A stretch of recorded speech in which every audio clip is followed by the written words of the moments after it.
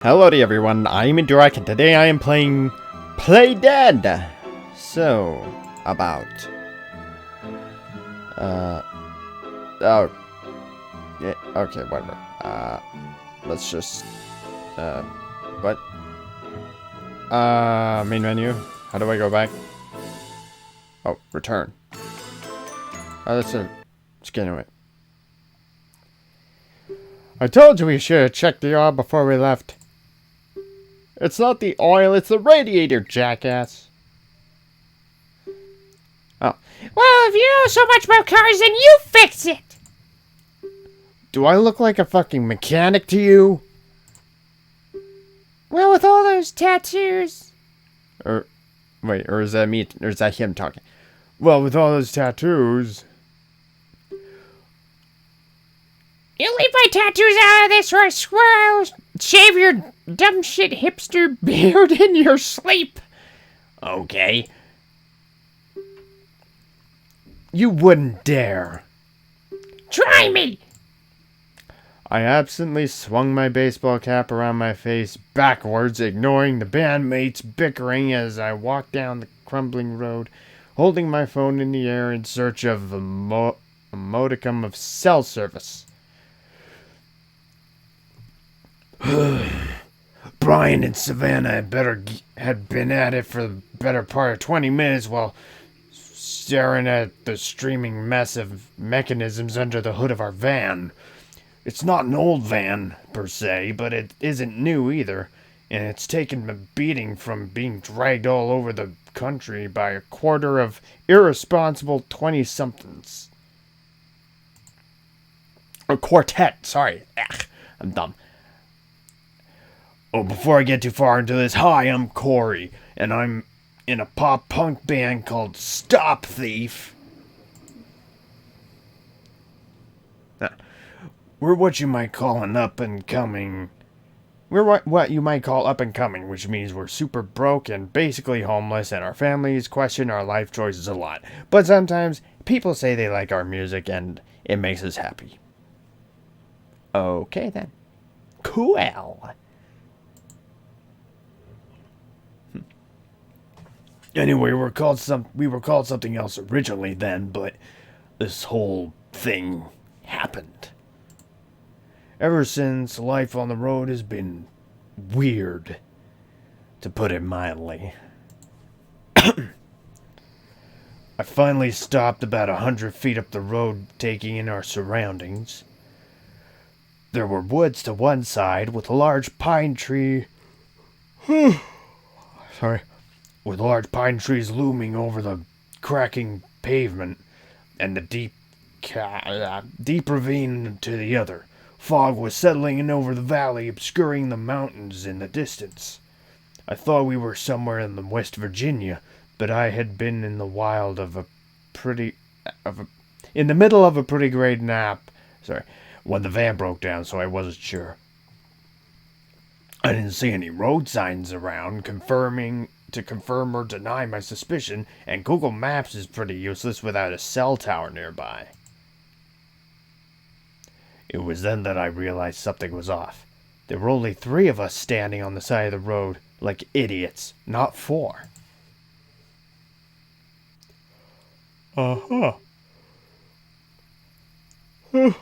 Sorry. Hey guys, where's Caleb? Savannah and Brian hit pause on their arguments. I thought she was in the van. She walked around the van, flinging open the sliding side door and poking her head inside. Shit. Oh, don't tell me he ran off somewhere. Brian sighed, scratching his beard. There's probably bears or something in these woods. Savannah had now climbed into the van and was frantically searching under the seats, behind suitcases, muttering curses. We should probably go look for him. Hey, Savannah, see if there's any flashlights in there. I think I stashed 1 or 2 in that box behind the back seat. Look at you. Wait, who said that? And can I go back? Okay. Oh, Brian, that's this guy. Sorry. I forget who's who sometimes. Look at you, always thinking ahead. Or just thinking ahead. I began crawling into the van to help Savannah. Well, someone has to be the adult supervision here. Brian only grunted in response, thankfully not commenting on the fact that he was, in fact, older than me.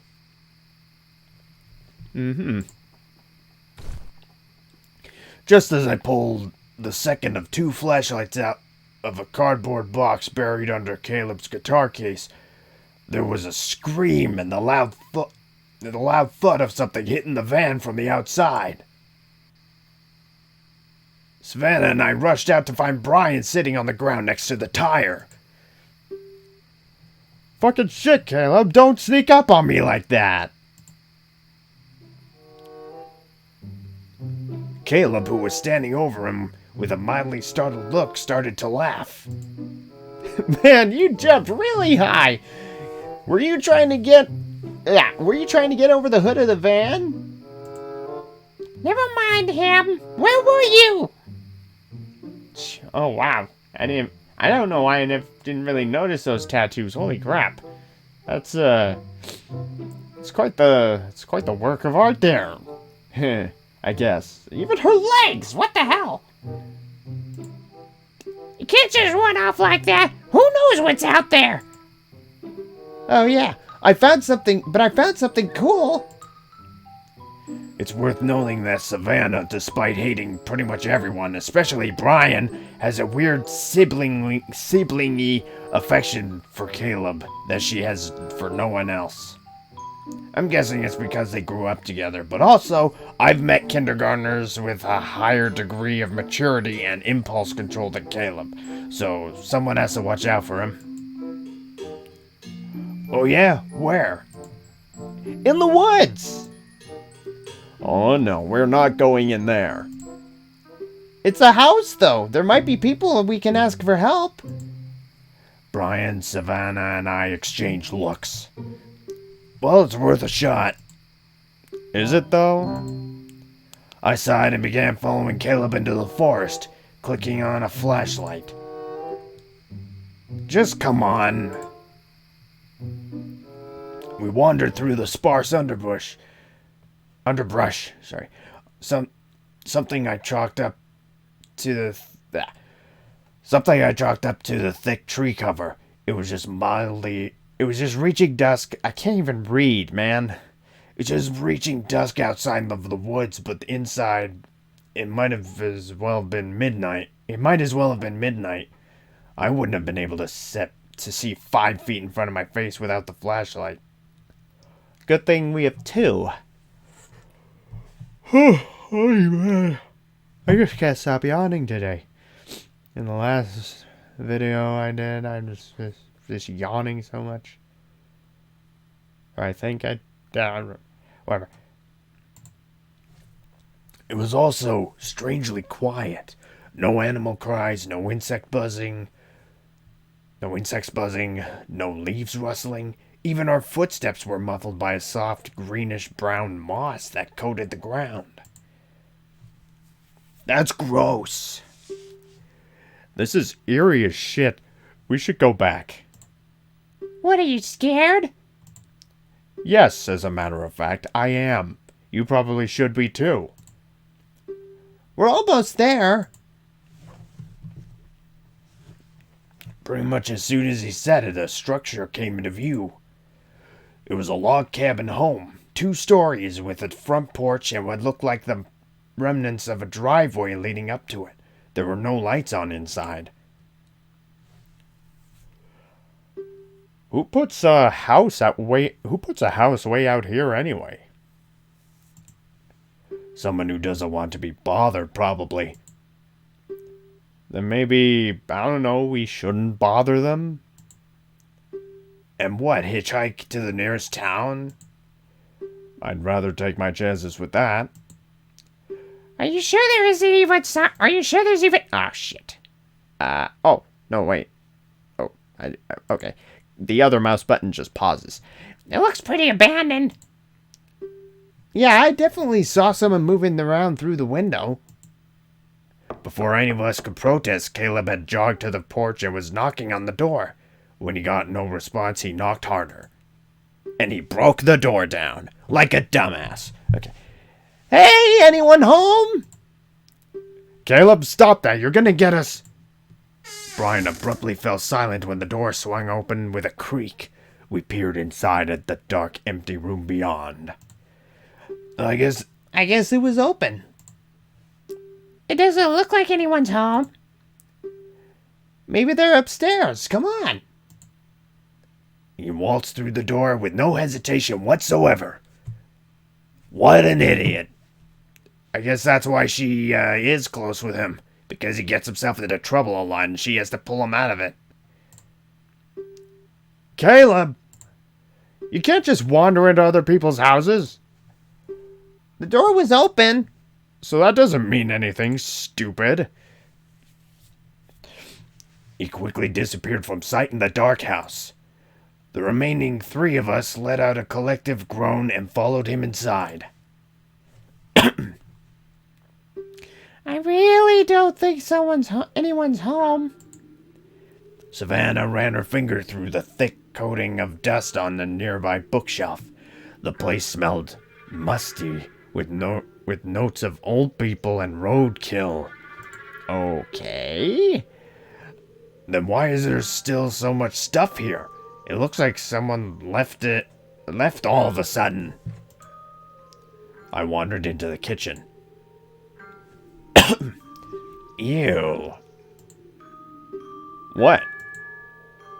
Brian walked up behind me. Ew. Yeah.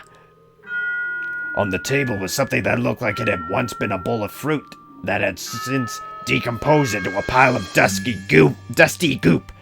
There was a handful of dead flies around it. What do you think happened to the people that lived here?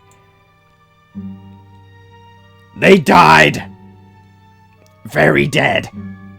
Savannah entered the kitchen and began opening cabinets. She wrinkled her nose as she peered into one below the counter. Gross! Dead rat! Yuck!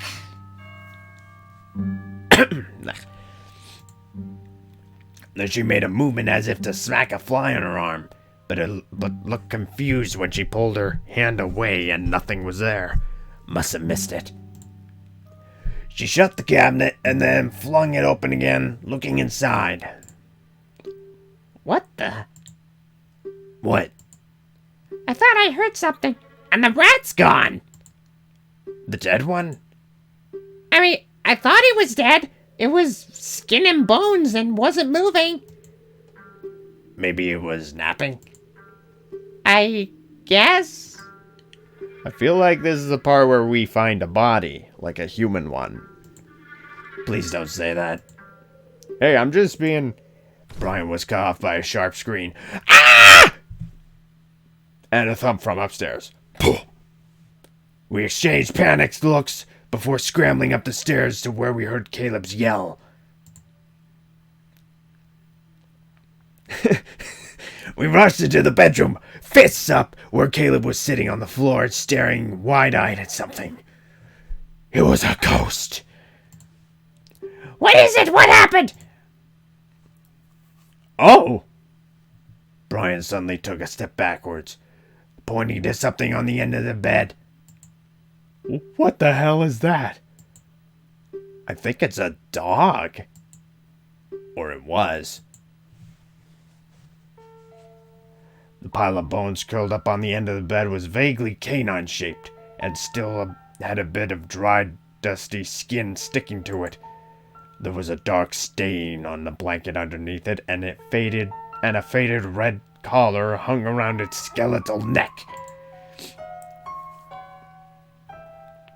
Do you think it just got left behind? At this point, Caleb had recovered as well, and was standing back up and wandering closer to the creature. Well, don't touch it! But that's kind of sad, isn't it?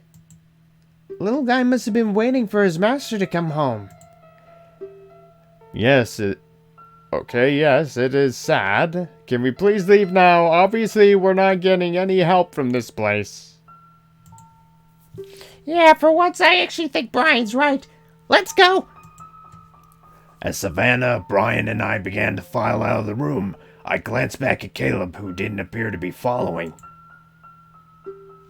Caleb, you coming? Huh? Oh, yeah. He quickly spun around to face me and began to follow. I thought I saw him shove something in his pocket, but I didn't think anything of it at the time. Did he take the collar? No, it was a mistake. We paraded back down the stairs and re-entered the living room. This place is super weird. Savannah shuffled her feet on the dingy carpet. It was a little too soft and squishy, rotted kind of way. Oh, it was a little too soft in a squishy, rotted kind of way. Sorry. I think weird is an understatement. Let's just go back to the van. We began walking towards the door. Suddenly it slammed shut, blocking our escape route. What the fuck? A strong wind picked up in the room, blowing dust and loose decor everywhere. Strange noise could be heard from behind the gale. It sounded like barking. What the hell is this? Savannah yelled over the wind, shielding her face from flying debris. How should I know? Shit. My baseball cap blew off my head and joined the items twirling about the room. I grabbed at it but missed. Instead, it flew in a different direction and hovered above the floor. As the wind died down, something else slowly came into focus where the hat was hovering. A cute little doggy! I was somewhat transparent, appearing to be a very pale bluish color, and had 4 paws, a wagging tail, and a muzzle wrapped around the bill of the cap. Is that a dog? Alright, I got a notification. Get out of my face. I think it was a dog. I remained still, a wide-eyed gaze fixed upon the incorporeal canine. I hope I said that right. Excuse me. You did not.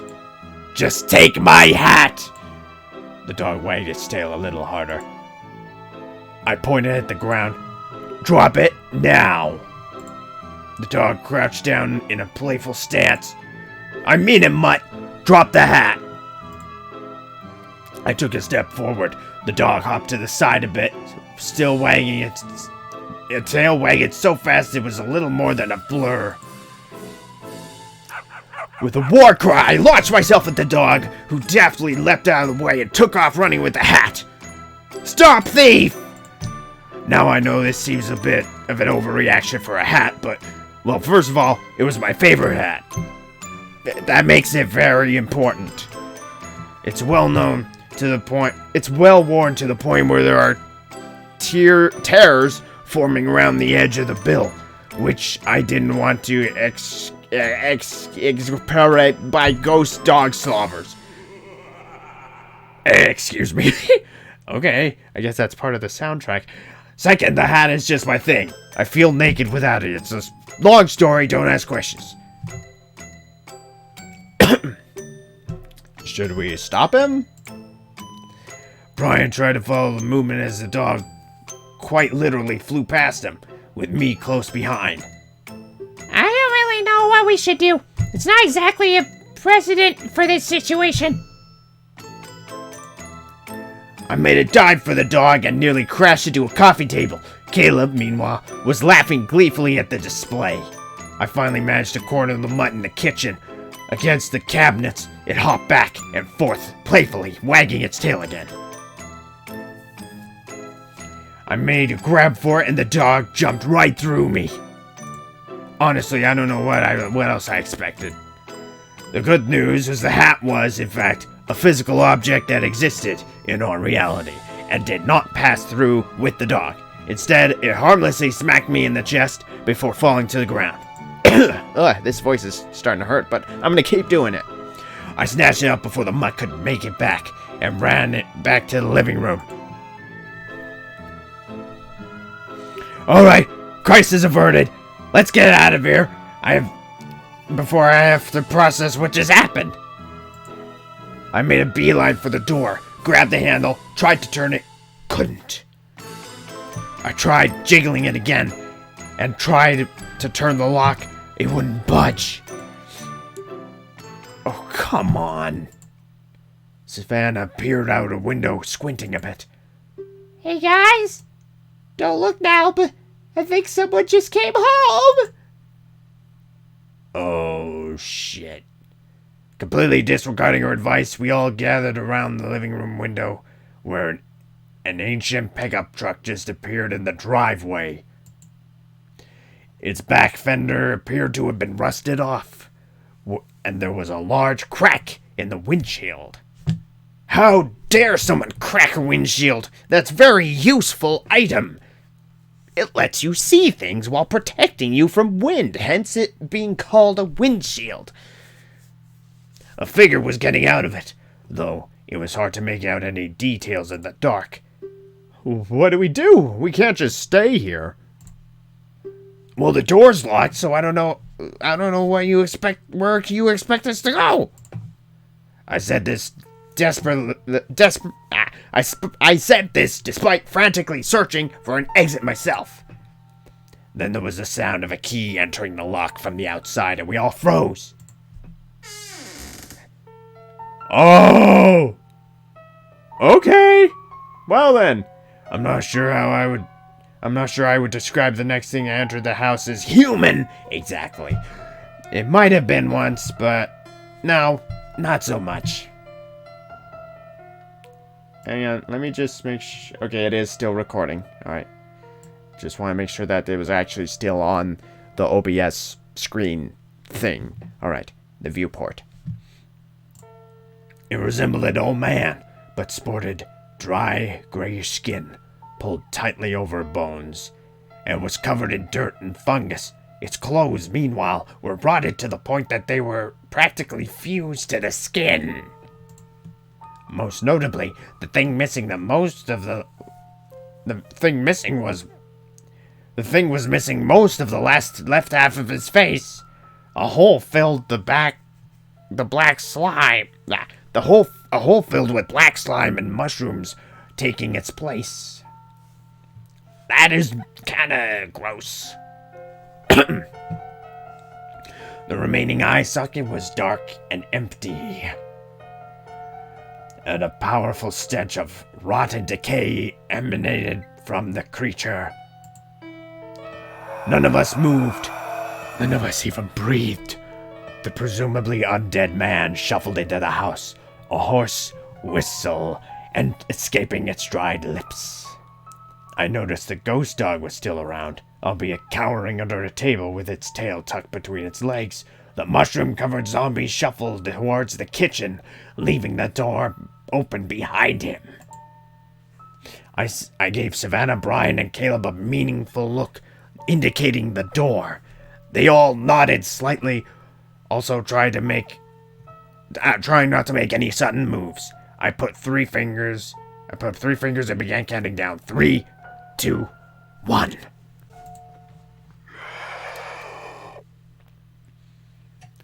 The undead creature suddenly turned with surprising speed, lunging in our direction with a raspy howl. Oh, shit. Okay. Savannah, ever the quickest on her feet, smashed a vase over its head and knocking it off balance long enough for the four of us to make it out of the door in what felt like one giant leap. We hit the porch and proceeded to crash through the woods, stumbling over tree roots and kicking up clumps of moss along the way. Finally, we erupted back out onto the road, the van still sitting right where we left it. Savannah panted as she spun around, scanning the trees. What the actual fuck was that? I don't know, but the mushrooms are now completely off limits as pizza topping. I leaned over with my hands and knees to catch my breath. Let's just get back in the van. What? Our van doesn't go... What? Our van that doesn't go anywhere? What if that thing comes out here? Do you have a better idea? I don't know. Start walking? To where? Do you even know where we are? Pennsylvania? Probably? Yeah, that inspires confidence. Guys? Guys? Look! He pointed down the road, where 2 pinpricks of light were visible and growing larger. What if it's that... What if it's that rusty pickup? It could be that monster. As the vehicle got closer, it turned out it was, in fact, a pickup truck, but a much newer one than the Jalopy in the woods. I don't know what the... Jalopy. Screw it. The driver was a stocky, bearded 30-something with a wad of chewing tobacco underneath his lip. And not only stopped, but offered to take a look at our van after Caleb ignored Brian's protests and waved him down. As he poked around under the hood, we were informed that we were a few miles outside of Wheeling, West Virginia, which was admittedly fairly close to the Pennsylvania border. It ain't your radiator. It's this belt came loose.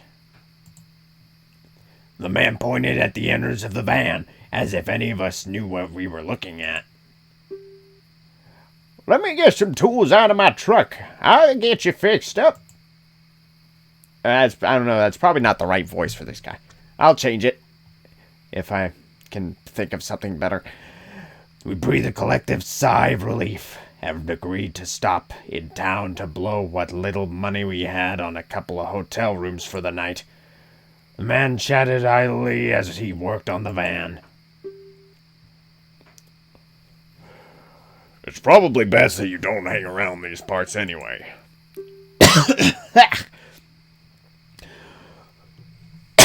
Okay. You know, screw it. I'm gonna do whatever voice is easier on my throat. There's a legend about this mountain. Says that this forest don't like living things in it, especially people. And anyone that tries, well, they wind up cursed, existing in a state between life and death. Like that guy you met before. I totally know about that because coincidence. He paused, catching his beard with a greasy hand. Did I read that right? No, never mind.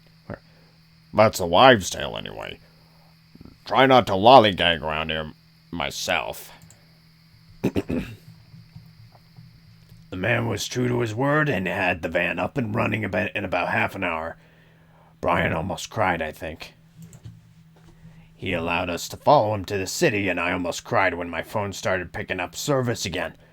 Finally, we pulled up to a cheap motel, which, believe it or not, is better than sleeping in the van. And I, for one, was exhausted. Oh, wait, what? That was when we heard it. A soft woof from the back of the van. Savannah, Brian, and I turned around in our seats to face Caleb, who appeared to be trying to hide something behind him. Caleb, what do you have? Nothing? What makes you think I would have that there was anything hiding behind my back right now? Caleb, do not make me come back there. No, really, it's nothing. Completely unsubstantial, I assure you. Before I could respond, that thing behind Caleb's back revealed itself right by passing right through his chest and jumping up onto the floor next to Brian. The ghost dog looked at Savannah and I, and let out a short bark, wagging its tail. My reaction was slow. 1 minute I was staring dumbfounded at the dog, and the next I was shouting incoherently, pointing in his general direction while frantically waving my other arm. Why? How? What the fuck is that thing doing here? Well, I think it's probably because I took this. You took the... Yeah, I knew it! I took the collar. You silly man. Caleb held up the faded red collar. It must have been what was keeping him trapped in the house. Caleb, why would you take that with you? I don't know, I just do things sometimes. You know that. That doesn't mean you can just steal things from haunted houses, or any houses. Okay, unless you want to take it back. Oh, fuck no. We are not going back there. Then we could keep him? Keep... What? No, absolutely not. We're not keeping... Ghost Dog. But where else is he going to go? He gestured towards the dog, who had a ghostly blue tongue lolling out of one side of its mouth. I don't know. Drop him off at the animal shelters up the Savannah. Will you please talk some sense into him? Savannah, meanwhile, was rubbing her chin, giving the dog a strange look. Well, it's not like we have to feed it or anything. Well, true enough. Or let it out. I mean, it's dead. Caleb's face lit up while mine sunk. Brian, what about... Brian was passed out in the seat next to the dog. Turns out he'd fainted as soon as he saw it. I pointed at our unconscious bassist. I feel like that counts as a no from him. His opinion doesn't matter. Even when he's awake. Just let him keep the stupid dog. I'll take good care of him. You don't need to take care of him. He's dead. He's perfectly happy just being with us. Alright, whatever. Caleb, do you remember that caterpillar you picked up and wanted to keep as a pet on our last tour? Sort of? Do you remember what happened to it? It turned into a butterfly? No. You accidentally sat on it. What? What's he gonna do to the dog? It's dead! It's a ghost! Dude, come on! Stop being a dick! Oh, that caterpillar. Yes, the one that's dead now. And also the reason you shouldn't have pets. But he's already dead. I can't make it worse. The dog yawned and laid down on the floor of the van. I'm sure there's a way. Oh, knock it off! We're keeping the dog for now. Savannah finally shut the van off and moved to get us out. Let's just get some sleep. I'm beat. What? Why do you get to decide? Because I have all of our money and the keys to the van, so you don't have a lot of leverage. As she slid out of the driver's seat and in the parking lot, I opened my mouth to retort, then shut it again, climbed out of the van, and followed her to the check-in desk. The following evening, we sat down on a tiny green room at a tiny venue in some town I can't remember the name of. Jeez, how long is this gonna be? I thought this was like the first chapter or something. Or at least, I thought that's what I read. There, I stared at the dead dog in the corner with mild agitation.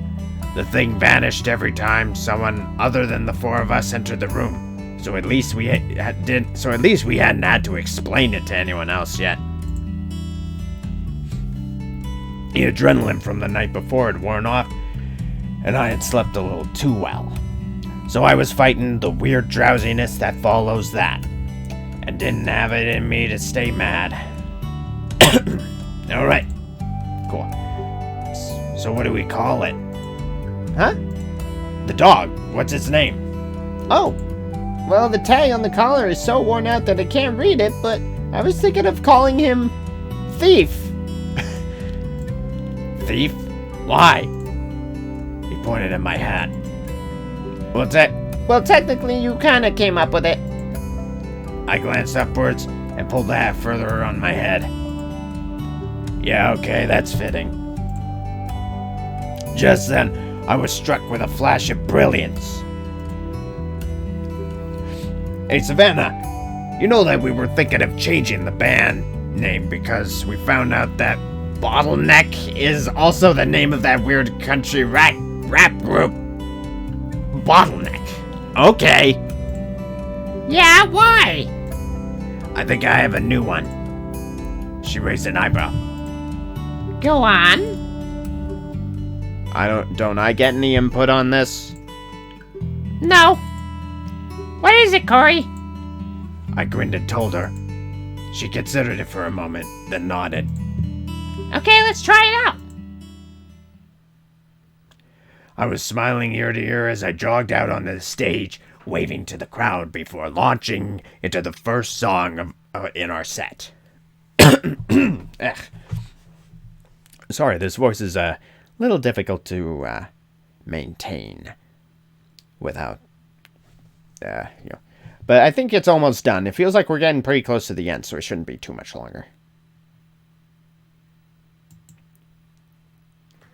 After finishing it, I put a foot up on my own monitor and looked over the crowd of people occupying the small venue.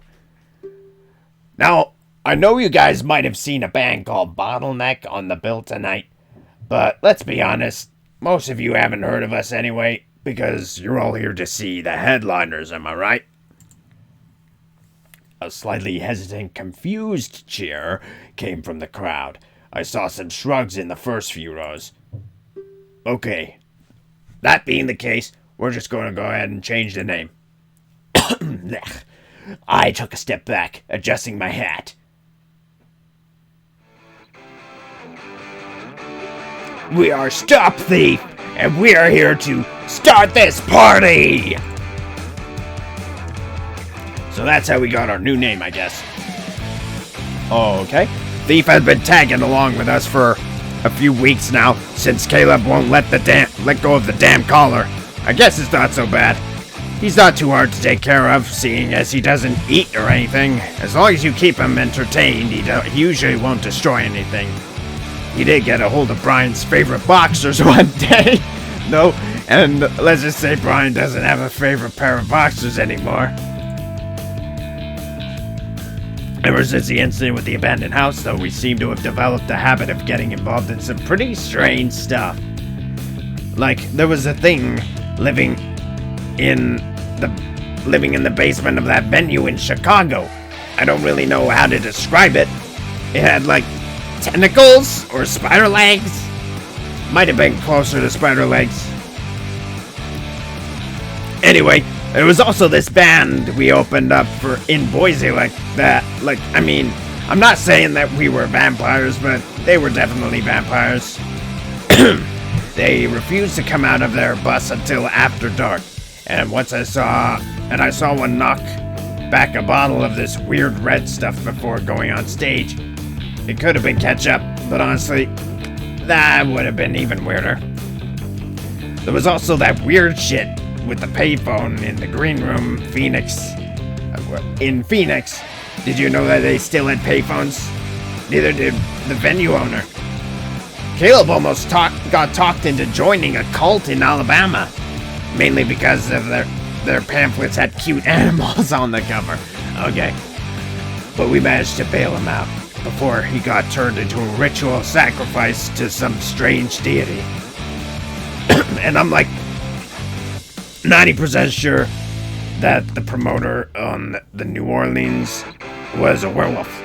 Or maybe I'm just paranoid about hairy guys now. Or maybe I'm just mad because he didn't pay us what he said he would. We're in... Okay, are we really gonna just keep this going? Come on. we're in between tours now and everyone's home, which is why I have some free time to write this down. We're going back next month because none of us want to have to get real jobs. And honestly, I'm getting a really bad feeling that our misadventures are far from over. End?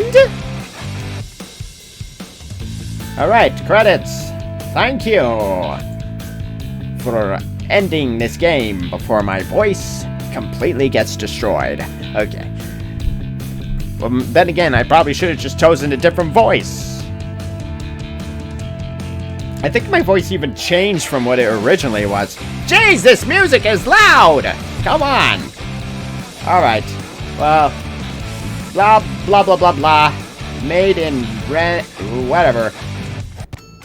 Okay. Hang on.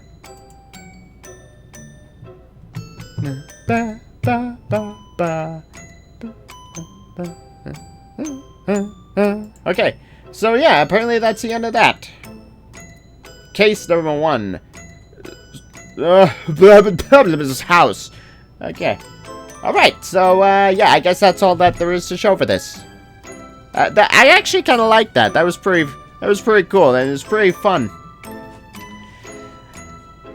It's the first time I've actually been able to record a visual novel, honestly. Because friggin', like, I don't know, like, Bandicam didn't like to record visual novels. It kept showing, like, a green screen in the video editor. But this worked out, but this is probably going to work out, hopefully. If not, I'll see if I can figure out how to fix it. And if I can't, then I'm going to have to not do this video at all. So, that's the end of this video, and I'll see you in the next one. Goodbye.